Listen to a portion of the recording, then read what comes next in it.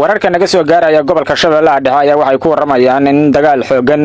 oo u dhaxeeya ciidamada xoogga dalka Soomaaliyeed iyo kuwa deegaanka iskaashanaya iyo maleeshiyada kooxda Al-Shabaab oo iminka ka socdo deegaanka Galgub ee gobolka Shabeellaha Dhexe.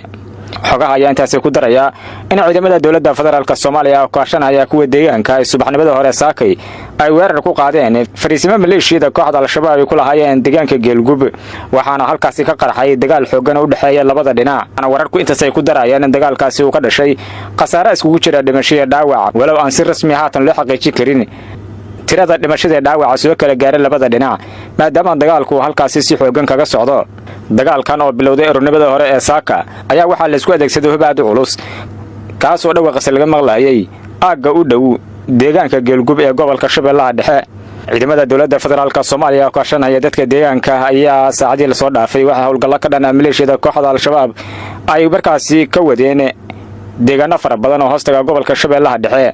iyadoo ciidamada dawladda ay u suurta gashay in si buuxda oo la wareegaan deegaano ay maleeshiyada kooxda Al-Shabaab ay ku sugnaayeen. saraakiisha hogaaminaysa ciidanka xoogga dalka Soomaaliyeed ayaa waxa ay warbaahinta u sheegeen in ay sii wadi doonaan weerarada joogtada iyo howlgallada ka dhanka maleeshiyada kooxda Al-Shabaab ilaa inta ururka Al-Shabaab ay ka saarayaan deegaanada ay kaga sugan yihiin gobolka Shabeellaha Dhexe. ma markii ugu horeysay dagaal noocan kale ay dhex maraan ciidamada dawladda federaalka Soomaaliya oo kaashanaya kuwa deegaanka iyo maleeshiyada kooxda Al-Shabaab waxaana dagaalkan ay imanaya iyadoo ciidamada dawladda federaalka Soomaaliya ay maalintii shalay la wareegeen